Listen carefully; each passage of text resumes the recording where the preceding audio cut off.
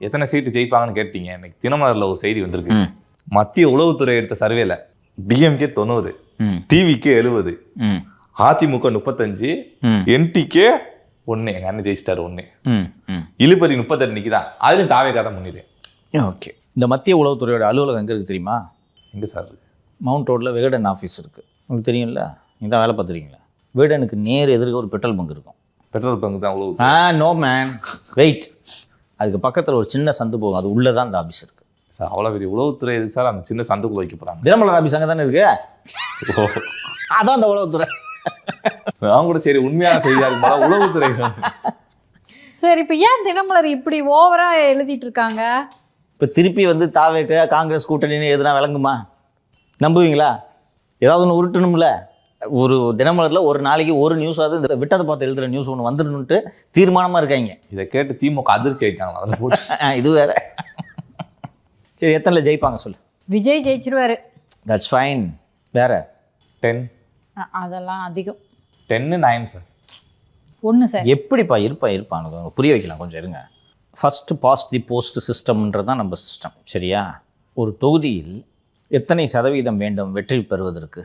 இப்போ ஒரு 3 கட்சி இருக்கனால 40 to 35. 35. Okay, 35 is a fair number. 35. Vijay எவ்வளோ ரீச் பண்ணுவார்? ஜனநாயகனுக்கு முன்னாடி 28%. இந்த ஆதரவு விட்டுறதெல்லாம் சொல்லாதீங்க. இன்றைக்கி 20 இருக்குது, பல இடங்களில் 20 இருக்குது. இது எவ்வளோ அதிகமாகும்? Vijay has hit the maximum. Peak அடிச்சிருச்சு, ஓகேவா? அந்த விஜயோட லான்ச்சு, முதல் விக்கிரவாண்டி மாநாடு, அதெல்லாம் பீக்குக்கு போயிட்டு கரூருக்கு பிறகு சரிவு தான், சரியா? இதுக்கு மேலே பீக் அடிக்க முடியாது. இன்னொன்று, பீக் அடிக்கணும்னா நீ என்ன பண்ணுறீங்க உங்களுக்கு பீக் அடிக்கிறதுக்கு? ஓகே, ஸோ 22 23ன்னு வச்சுக்கோங்க. இதுக்கு மேலே எவ்வளோ போகும், ரீச் ஆகும்? 25. Okay, fair. எனக்கு தெரிஞ்ச அதிகம்.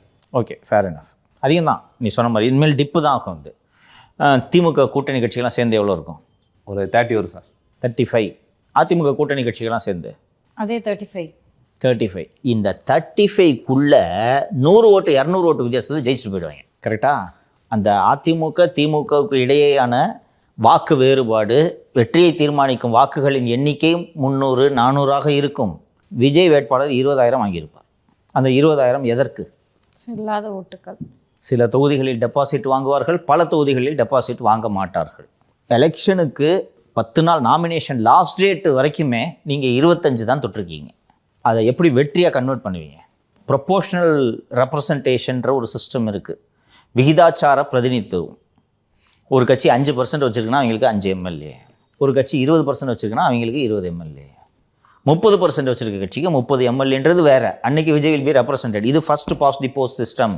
டி நகரில் திரு அப்பாவு மற்றும் திரு இன்பதுரை, இதற்கு முந்தைய சட்டப்பேரவைன்னு நினைக்கிறேன், 16 நினைவு எனக்கு, 45. இப்போ என்ன பண்ணுவீங்க சொல்லுங்கள்? 20% வச்சுருக்கீங்க, 25ன்னு கூட வச்சுக்கோங்க. வெற்றி பெறுவதற்கு தேவை எவ்வளோ? 40. 35 தொடுவீங்களா? விஜய் மட்டும் ஜெயிச்சு அசம்பிளிக்கு போய் டிடிவி தினகரன் ஆர்கே நகரில் ஒற்றை எம்எல்ஏவாக போய் அசம்பிளியில் களமாடியது போல் ஆடுவாரா? டிடிவி தினகரன் இப்போ விடுங்க, ரொம்ப கோமாயிட்டார் அண்ணன். அப்போல்லாம் அந்த ஆர்கே நகர் சமயத்தில் ப்ரெஸ்ஸை எப்படி ஹேண்டில் பண்ணுவார் தெரியுமா? எல்லா கேள்வியும் கேட்டு முடிச்சுட்டு, வேறு ஏதாவது கேள்வி இருக்காப்பா, இப்படி தான்டா, வேறு ஏதாவது கேள்வி இருக்கா, வேற அவ்வளோதானா அப்படின்ட்டு போவார்.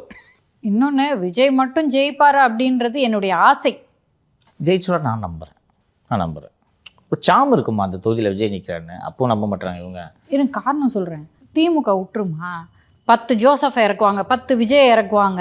அதெல்லாம் ஒன்று இருக்குது. பட் ஸ்டில் ஹில் வின்னு வச்சுக்கிறேன். அந்த ரிஸ்க் எடுப்பாரா விஜய்? அது போட்டிடாமல் இருந்துட்டா? பிகே பண்ணாரா? அவருக்கு ஒரு வேலை இல்லை பிகேக்கு. ஸோ திருப்பி போய் மௌனம் தான் அதுன்னு ஊட்டிகிட்டு இருக்காரு. விஜய்க்கு வேலை இருக்குல்ல, போட்டிட்டு விஜயும் தோற்று மாலதி சொல்கிற மாதிரி 230 தொகுதியில் டெபாசிட் போச்சுன்னா, தோல்வியடைந்த வேட்பாளர் 3% வாங்கினால் என்ன, 20% வாங்கினால் என்ன? இன்னும் பிஜேபி அதிமுக விஜய் மீதான தாக்குதலை தொடரவில்லை. 25 சொல்கிறீங்களா? இந்த 25 மைனாரிட்டி ஓட்டு இருக்குது. இப்போ நீங்கள் திருப்பரங்குன்றத்துக்கு வாயே திறக்கலை, எப்படி விடும் அந்த மைனாரிட்டி ஓட்டு? இந்த 25 இவங்க சொல்கிற சர்வேல மைனாரிட்டி ஓட்டு இருக்குது, எப்படி விடும்? ஜென்சி பசங்க இருக்காங்க இல்லையா, முதல் தலைமுறை ஓட்டு போடுறவங்க, அவங்களாம் திரு விஜய்க்கு தான் போடுவாங்கன்னு நான் நம்புகிறேன். இப்படி அமைதியாகவே இருக்கார்ல சார், அவங்களும் யோசிக்க மாட்டாங்களாங்க சார்? நான் அவங்க ஜென்சி ஓட்டு விஜய்க்குன்னு நான் கண்ணை மட்டும் ஒதுக்கி வைக்கிறேன்மா அவங்களுக்கு. அவங்களுக்கு கண்ண மூடி ஓட்ட போட்டுருவாங்க. ஒரு ஹீரோயிசம் பண்ணணும்னு தானே சார் எதிர்பார்ப்பாங்க. சுறா படத்தை 10 வாட்டி பார்க்குறவங்கம்மா, புரிஞ்சுக்குங்கம்மா. அதில் கூட அடிக்கிறாரு செய்கிறாரு, அது மாதிரி எதிர்பார்ப்போம்ல நாங்கள் அரசியலில் வந்து அமைதியாக இருக்கிற செய்வார் ஒரு வேலைன்னு நம்பிக்கிட்டு இருப்பாங்க. அவங்களுக்கு இது பிடிச்சிருக்குல்ல, என்னைக்காவது ஒரு வாட்டி வந்து பிளாஸ்ட்டுன்னாலும் பார்த்தல எங்கள் பிளாஸ்ட்டுன்றாங்க, கொண்டாடிக்கிட்டு இருக்காங்க.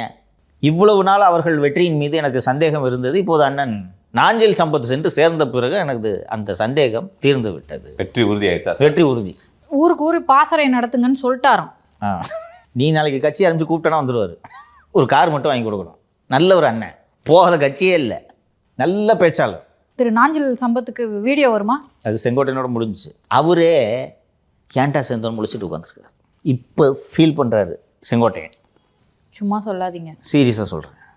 ஏம்மா இது கூட எப்படிம்மா அவர் மெர்ஜ் ஆவார்? அவர் ட்விட்டர் டெலீட் பண்ணதை திரும்ப போஸ்ட் பண்ணிட்டார். திரும்ப போஸ்ட் பண்ணிட்டாருமா. சரிம்மா, நீங்கள் ஒரு கட்சியில் சேர்ந்துட்டீங்க. இப்போது செங்கோட்டையனுக்கு கொள்கை தலைவர்கள் யார்? செல்வி ஜெயலலிதா, எம்ஜிஆர். அது எப்படி செல்வி ஜெயலலிதா விஜயோட கொள்கை தலைவரா? வேலு நாச்சியார், அஞ்சலி அம்மாள், அம்பேத்கர், பெரியார், காமராசர். நீங்கள் பாட்டு ஜெயலலிதா நினைவு தினத்துக்கு அஞ்சலி செலுத்திட்டு இருக்கீங்க. இப்போ அதுலேயும் சிக்கல். அதிமுகக்கார ஒருத்தர் விடாமல் சென்று ஜெயலலிதா சிலைக்கோ சமாதிக்கோ சென்று அஞ்சலி செலுத்தினார்கள். நீங்கள் வீட்டை விட்டே வெளில வரலையே. அதான் போட்டோவுக்கு அஞ்சலி செலுத்தினாங்களே. அது ட்விட்டரில் போட்டதெல்லாம் விடு. தலைவனை பின்பற்றி அவர் எப்படி பண்ணிட்டாரு பார்த்தீங்களா? வீட்டுக்குள்ளேயே வச்சு அஞ்சலி செலுத்தி. இனிமேல் அவரும் வீட்டுக்குள்ளே தான். கார் வாங்கி தரேன்னு சொல்லியிருப்பாங்க. அதனால தான் சம்பத்து இருக்காரு. நீ செகண்ட் ஹேண்டில் ஒரு காரை பிடிச்சி கொடு, ஒடியாந்துருவார். சீரியஸாக கூப்பிட்டா வந்துடுவாருப்பா. அதை யோசிக்கவே மாட்டார். திமுக 50 காசு கொள்ளையடிக்கிறாங்க ஒரு கார். நான் சொல்லுவேன், இந்த பாருங்க எங்கிட்ட ஒன்றும் பேராது, பேசாமல் லஜ கட்சிக்கு போங்கன்னு நான் சொல்லுவேன். போயிடுவார். போய் அவர் பாட்டு பாண்டிச்சேரியில் பிரச்சாரம் பண்ண ஆரம்பிச்சிருவாரு. என்ன தவறு? நல்ல ஆப்ஷன் சார், நல்ல ஊர், எந்த பக்கம் சுற்றினாலும் பீச்சு, கடற்கரையில் அமர்ந்து கவிபாட வசதியாக இருக்கும். நல்லா பேசுவார். So Vijay May choose not to contest. இன்றைக்கி நீங்கள் ஒரு மாளிகையில் அமர்ந்து கொண்டு நான் முதல்வர் ஆகிட்டேன் கனவு கண்டுக்கிட்டே இருந்தீங்க. நெருக்கத்தில் தெரிஞ்சிடும். இப்போவே தெரிஞ்சிருக்கும். ஆட்சியில் பங்கு, அதிகாரத்தில் பங்கு நீங்கள் சொல்லி 2 வருஷம் ஆகுது. ஒருத்தர் சீனாங்களா உங்களை? ரிஜெக்டட் பிசியாக தூக்கி போட்டுட்ருக்கீங்க நீங்கள். அப்போது நெருங்க நான் கரூருக்கு பிறகே டிப்புன்னு சொன்னேன். அரசியல் செயல்படாத தன்மையின் காரணமாக இன்னும் டிப்பாகும். அது இங்கே பேச தானேப்பா வரும். டிடிவி தினகர் என்றவர் 0ப்பா. ஜெயலலிதா உயிரோடு இருந்த வரையில் யாருன்னு தெரியாது. ஏதோ தினகரன் ஒருத்தர் இருக்கார், பெரிய குளத்தில் எம்பியாக இருந்தார், இவ்வளோதான் தெரியும். 2-3 கேஸ் வாங்கியிருக்காரு, இவ்வளோதான் தெரியும்.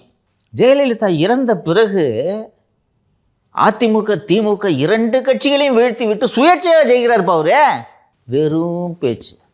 நான் கேட்டேன் ஒரு ஏடிஎம்கே லீடர்கிட்ட, சார் ஒரு ஓட்டுக்கு 6500 கொடுத்தீங்களா இல்லையா? நீங்கள் ஆமாம் சார் கொடுத்தோம் அப்படின்னாரு.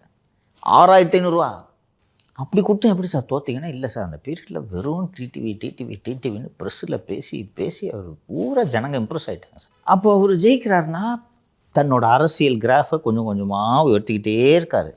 நீங்கள் உயர்த்துறதுக்கு என்ன பண்ணீங்க? எங்கள் அண்ணனே பேசி தானே சார் 8% வெறும் பேச்சு. சீமானோடது வெறும் பேச்சு. இப்போதான் கொஞ்சம் மான் ஊருகா அப்படின்னு அண்ணன் கேள்விப்பட்டிருக்கேன். எங்கேயாவது மான் ஊருகா? அதுக்கு ஒரு தனி வீடியோ வரும். பண்ணிடலாம். மான் ஊருகா கதை கேட்டியா? இந்த மாதிரி கதையாவது சொல்லணும். நீங்கள் எதுவுமே பண்ணாமல் இருந்து எப்போயாவது ஒரு வாட்டி வந்து வட்டான்ட்டு 2 வாட்டி தலையாட்டினீங்கன்னா ஜனங்க பூரா ஓட்டு போடுவாங்க உங்களுக்கு. சரி சார், புதுச்சேரியில் வந்து பொதுக்கூட்டத்துக்காவது பர்மிஷன் கொடுப்பாங்களா மாட்டாங்களா? பர்மிஷன் கொடுக்குறேன்ட்டாங்கம்மா. கொடுக்குறேன்ட்டாங்க. ஒரு ஆய்வு பண்ணுறேன்ட்டு கோயிலில் போய் சுற்றிட்டு இருக்காரு புஷி. இப்போ அவருக்கு நல்ல வேலை கட்சி ஆரம்பித்து நம்ம டெப்டி சிஎம் ஆகலான்ட்டு அவர் திட்டமிட்டு இருக்காரு. உண்மையாகவே அவருக்கு தான் சார் சாதகம். ஆதவன் ஆசை நிறைவேறிச்சு. ஆமாம், உண்மையிலே ஆனந்த் இஸ் லக்கி. எனக்கு ஒரே ஒரு விஷயம் மட்டும் புரியல சார். இப்போது இன்னொரு சேனலில் வந்து நான் சொல்லிகிட்டே இருக்கேன், சவுக்கு சங்கரை வந்து நான் இந்த சேனலுக்கு கூப்பிட்டு வந்துடுறேன் அப்படின்னு சொல்லிட்டு பார்த்தா இல்லை அவரை கூப்பிட்டு வர முடியல அப்படி சொல்லிட்டு நானே அந்த சேனலில் போயிட்டு வேலை கேட்குறேன்னு வைங்களேன். அப்போ உனக்கு ஒன்றுமே மரியாதை இல்லையா, உனக்கு அங்கே பவரே இல்லையா அப்படின்னு தான் அந்த சேனல் என்னை பார்த்து கேட்கணும். பரவாயில்ல, நீங்களாவது வந்துட்டீங்களே அப்படின்னு சந்தோஷப்படுற நிலைமையில் அந்த சேனல் இருந்துச்சுன்னா அந்த சேனல் விளங்குமான்னு சொல்லுங்கள். எனக்கு தெரிஞ்சு அங்கேயும் போய் ஒரு கிராஃபை போட்டு காட்டியிருப்பாரு. இப்படி ஒரு ஆளா நம்ம கட்சிக்கு வேணுங்க வந்து சேர்ந்துக்குங்கன்றது. தொடர்ந்து தப்பு பண்ணுறாரு. நீங்கள் கவனிச்சுட்டு வாங்க. ஃபஸ்ட்டு மிஸ்டேக்கு பிரசாந்த் கிஷோரை மேடை ஏற்றுனது. இன்னொரு நாள் விரிவாக நேரம் இருக்கும்போது விவாதிப்போம். கட்சி ஆரம்பித்து போட்டிட்டதே பிஜேபி சொல்லி. பிரசாந்த் கிஷோர் ஊருக்கு பூரா சர்வே எடுத்து அனலைஸ் பண்ணி சொல்கிற ஒரு 3% தான் வாங்குவார்னு பிரசாந்த் கிஷோருக்கு தெரியாது? ஆட்சி அமைச்சிட முடியும்ன்ட்டு நம்பியிருப்பார்னு நினைக்கிறீங்களா நீங்கள்? நம்பிட்டு அவர் போட்டிட்டு இருப்பாரு. 90% சீட்டை ஜெயிச்சாங்கல்ல, இதுக்கு தான் பிரசாந்த் கிஷோரை நிற்க வச்சது. they'll use him for 29 also. Prashant Kishor will expand in Hindi land. அப்படி இருக்கும்போது அந்த பிரசாந்த் கிஷோரை கூட்டின்னு வந்து மேடை ஏற்றி பிரதர் இன் நாம்ஸ்ன்றது நீங்கள் பண்ண ஃபஸ்ட்டு மிஸ்டேக். அதுக்கு பிறகாவது கவனமாக இருக்க வேணாமா? செங்கோட்டையனை சேர்த்துக்கிறீங்களே, நான் எல்லா விஷயத்துக்கும் நான் சொல்லியிருக்கேன், ஒரு விஷயத்தை செய்யும்போது காஸ்ட்டு பெனிஃபிட்டை அனலைஸ் பண்ணணும். செங்கோட்டையனால் உங்கள் கட்சிக்கு என்ன பெனிஃபிட், அதனால் நீங்கள் கொடுக்க போகிற காஸ்ட் என்ன? காஸ்ட்டு ஜெயலலிதாவை தனது கொள்கை தலைவராக ஏற்றுக்கொண்ட செங்கோட்டையனை உங்கள் கட்சியில் அடைத்து வந்து அவருக்கு மிகப்பெரிய பதவி கொடுத்து கொங்கு பகுதியின் பொறுப்பை கொடுத்து நீங்கள் அடைந்தது ஒன்றுமில்லையே. செங்கோட்டையனால் ஒரு 10 தொகுதியில் வெற்றி பெற வைக்க முடியும். செங்கோட்டையனை மீறி அந்த ஏரியாவில் வேறு கட்சி ஜெயிக்க முடியாது. அல்லது செங்கோட்டையன் பின்னால் ஒரு மிகப்பெரிய சமூகம் இருக்கிறது என்று சொன்னால் உங்களுக்கு அதனால் பலன். கவுண்டர் சமூகம் மொத்தமும் அதிமுக பிஜேபி பின்னாடி இருக்குது. எப்படி செங்கோட்டையன் பின்னாடி இருக்கும்?